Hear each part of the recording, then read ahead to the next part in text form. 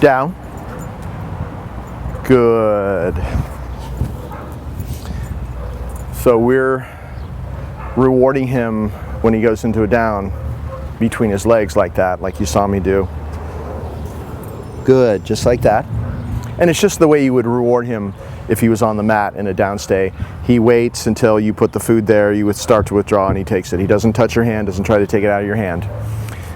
Stay is built into down, so you don't have to say stay. You can walk around both ways, and you know how jumpy he was before, so this was quite a project getting him to stay down in 3 weeks, getting him to stay down without popping up when I walk behind him, but he's so much better now and so much calmer. So this is after just 3 weeks. He's doing pretty good. No. Good. And you can just kind of tap his nose. If he tries to take the food out of your hand or touch your hand, just go no, and he'll back off and he'll wait. You don't have to do it hard, it's just a signal to let him know that he's kind of lost a little bit of focus there, and he'll refocus, he'll wait till you put it there, and then wait till you withdraw. If he ever doesn't go down the first time you tell him, never repeat the command. If he's next to you, then no, you would do this. See how my left foot went up when he popped up? He does tend to get very anticipatory, so he wants to jump up and take off. That was his whole issue in the first place, so just always watch that kind of stuff.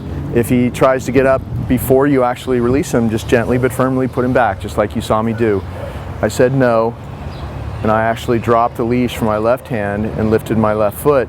I never even touched the leash though. He saw my left foot go up. He knows what that means, and he just dropped. And it could also work out here. If he popped up before you released him, you'd say no, and you could go like this to step on the leash, but before you even touched the leash or before he felt that pressure, he'd probably just drop down because he'd see your foot go up.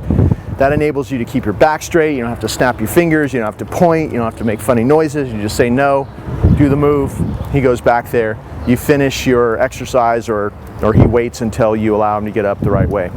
And the way that is he's always waiting for you to come back and get him.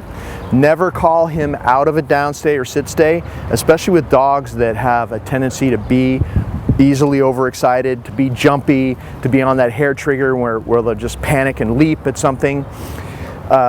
We don't want to do anything that's going to cause him to be more anticipatory. So the last thing we want is for him to ever think that you may call him to you, because that means he'll have a very unstable downstay or sit stay. He'll be right on the edge waiting for you to possibly call him to come to you, and that's not what we want. We want him to be rock solid. I don't care what happens, who goes past, what noises happen, trucks or motorcycles or joggers, whatever. He knows there's only one way he leaves that downstay. That's when his owner comes back to get him. Makes it very simple for the dog to just really focus, like there's only one way this ever works. You have to do it that way with the dogs because they don't generalize well. So in the beginning, when we're trying to stabilize them, you want to teach them a very simple way that it works every time with each command. It only goes this way every time.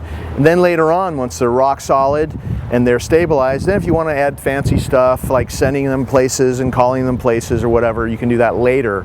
But right now we need to get those basics ingrained in him. So never call him out of a downstay or a sit stay. Always put him there. If you have to let go of the leash, make sure that it's not in a public area. Make sure it's in a fenced yard, someplace where it wouldn't matter if he gets up and runs off or chases something.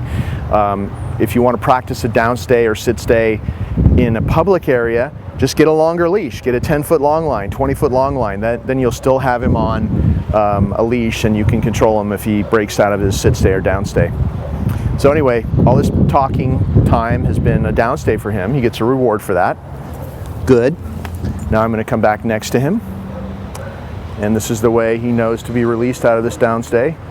Pat my leg and say, okay.